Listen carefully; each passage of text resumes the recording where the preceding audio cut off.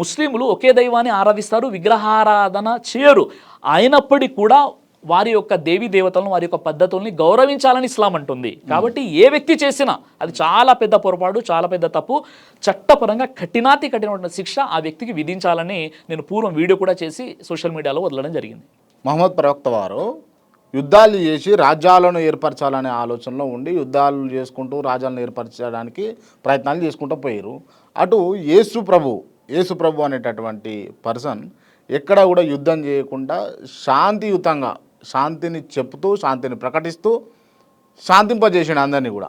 యుద్ధాలే చేయాలా, శాంతి కావాలి అని అనుకుంటే వాస్తవంగా మనకు విషయం తెలియాలండి. చాలా వరకు ఏంటంటే ఇప్పుడు ఉన్నటువంటి ఏదైతే ఇస్లాం ధర్మం ఉందో, అంటే ఇప్పుడు ఎవరినైతే మనం ముస్లింలను చూస్తున్నామో, ఖురాన్ చూస్తున్నామో, ఈ ఖురాన్పై, ముస్లింల కల్చర్పై, ముస్లింలు విశ్వసించే ప్రవక్తలపై ఒక పెద్ద పెద్ద అభాండాలు కల్పించడం జరిగింది. వాస్తవంగా చెప్పాలంటే ప్రవక్త ముహమ్మద్ సల్లల్లాహు అలైహి వసల్లం వారు యుద్ధాలు చేశారంటే యుద్ధాలు చేశారు, కానీ ఆనాడు ధర్మానికి అధర్మానికి జరిగినటువంటి యుద్ధాలే తప్ప ఆయన రాజ్యాలను జయించడానికి ప్రవక్త ముహమ్మద్ సల్లల్లాహు అలైహి వసల్లం వారు యుద్ధాలు చేయలేదు. శాంతి స్థాపన కోసం కాదు. శాంతి స్థాపన కోసము. ఇప్పుడు ఉదాహరణకి ఒక విషయం చెప్తున్నాను. అదేంటంటే ఇప్పుడు మనకు భారతదేశం ఉంది, పక్కనే మన పొరుగు దేశం పాకిస్తాన్ ఉంది, లేదా చైనా ఉంది. ఇప్పుడు చైనా లేదా పాకిస్తాన్ భారతదేశంపై విరుచుకుపడి భారతదేశంపై యుద్ధం చేయడానికి వస్తే భారతీయుడిగా మనం ముందుండి ఆ యుద్ధాన్ని ఎదుర్కొంటాం కదా, మనం కూడా యుద్ధం చేస్తాం కదా. అలాగే ప్రవక్త వారు ఏకదైవ ఆరాధన చేసేటప్పుడు ఏం చేశారంటే అక్కడ ఉన్నటువంటి ముష్రికులు అంటే బహుదైవోపాసకులు ఏం చేశారంటే వారు ప్రవక్త వారు ఆయన విశ్వసించినటువంటి ఏదైతే సహచరులు ఉంటారో వారిపై తిరగబడ్డారు. కాబట్టి వారితో యుద్ధం జరిగిందే తప్ప రాజ్యాలను జయించడానికి కాదు మొదటి విషయం. అయితే ఒక విషయం మీరు అర్థం చేసుకోండి. ఆ విషయం ఏంటంటే సరే ప్రవక్త ముహమ్మద్ సల్లల్లాహు అలైహి వసల్లం వారు చేసినట్లు అసలు యుద్ధాలు ఏంటి అన్న విషయం మనం తెలుసుకోవాలి. ఆ విషయం తెలుసుకోవాలి. తర్వాత యేసుక్రీస్తు వారి గురించి నేను చెప్తాను. ప్రవక్త ముహమ్మద్ సల్లల్లాహు అలైహి వసల్లం వారు బ్రతికున్నప్పుడు ఆయన జీవిత కాలంలో కేవలం 80 యుద్ధాలు జరిగాయండి. ఆ 80 యుద్ధాల్లో ప్రవక్త వారు ప్రత్యక్షంగా పాల్గొన్నది కేవలం 27 యుద్ధాలు మాత్రమే. ఆ 27 యుద్ధాల్లో పూర్తిగా చనిపోయినటువంటి వారి సంఖ్య 1008 మాత్రమే. 1008 లేదా 1018. ఆ తర్వాత అందులో ఎవరైతే దేవుని నమ్ముకున్నటువంటి విశ్వాసులే 259 ఉన్నారు, అవిశ్వాసులు 759 మంది ఉన్నారు. అంటే ఈ విధంగా కేవలం 1018 లేదా 1008 వ్యక్తుల ప్రాణ నష్టంతో ఒక గొప్ప రక్తపాత రహిత ఒక సత్సమాజాన్ని, శాంతి సమాజాన్ని స్థాపించడం జరిగింది. అంటే ఇప్పుడు మనం చరిత్రను చూసినట్లయితే చెప్తాను. ఇప్పుడు ప్రవక్త వారి యొక్క యుద్ధాలు గురించి ఏదైతే మీరు మాట్లాడారో, ప్రవక్త వారు చేసిన యుద్ధాలు మొట్టమొదటిగా జంగే బదర్ జరిగింది. తన ఆత్మరక్షణ కోసం ప్రవక్త వారు యుద్ధం చేశారే తప్ప ఆయన ఏదో కయ్యానికి కాలు దువ్వలేదు, మొదటి విషయం. రెండో విషయం ఏంటంటే ఏ యుద్ధం అయితే జరిగిందో ప్రవక్త వారి జీవిత కాలంలో జరిగినటువంటి యుద్ధాలు 27 యుద్ధాలను పాల్గొంటే కేవలం 1018 మంది మాత్రమే అక్కడ చనిపోయారు.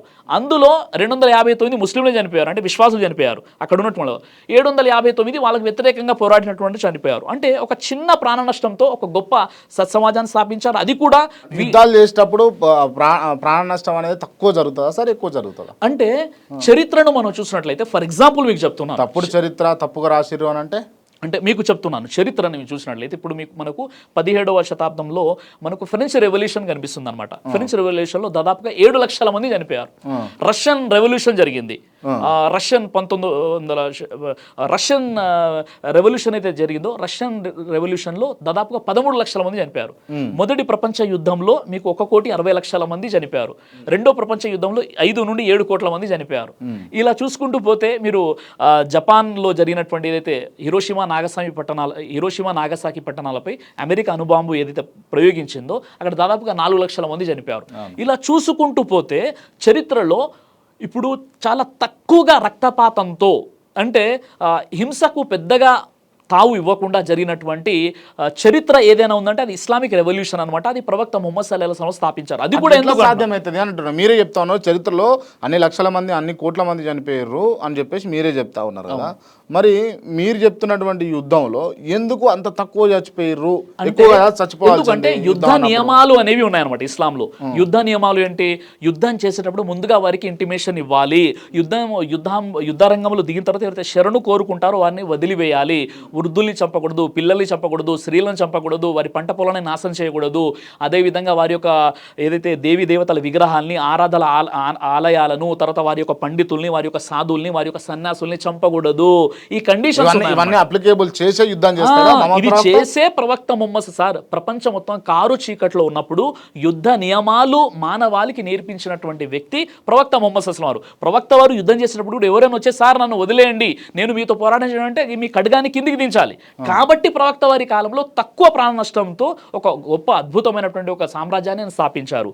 అదే నేను గతంలో ఇప్పుడు మీరు అడిగారు ఆ క్వశ్చన్ ఏంటంటే, ఇప్పుడు యేసుక్రీస్తు వారు ఉన్నారు కదండి, మళ్ళీ యేసుక్రీస్తు వారు ఎవరిని చంపలే, ఎక్కువ యుద్ధం కూడా చేయలేదని చెప్పేసి బైబుల్ చదివేటటువంటి వ్యక్తులు, లేకపోతే క్రైస్తవ్యాన్ని నమ్మినటువంటి వ్యక్తులు చెప్పేటటువంటి అంశం. అయితే ఈ విషయం మనం అర్థం చేసుకోవాలి. ఇప్పుడు ఉదాహరణకి నా దగ్గర బైబిల్ ఉందండి, నా దగ్గర ఈ బైబిల్ ఉందండి. ఇప్పుడు బైబిల్ అంటే ఎన్ని నిబంధనలు ఇవి? రెండు ఉంటాయా? రెండు ఉంటాయి. రెండు, ఒకటి నిబంధన, పాత నిబంధన. ఒకటి పాత నిబంధన, రెండు క్రొత్త నిబంధన. అవును కదా. ఇప్పుడు క్రైస్తవులు ఎవరైనా మేము కొత్త నిబంధనే చదువుతాము, పాత నిబంధన చదవని ఎవరైనా క్రైస్తవులు చెప్తారా? కొంతమంది అంటారు.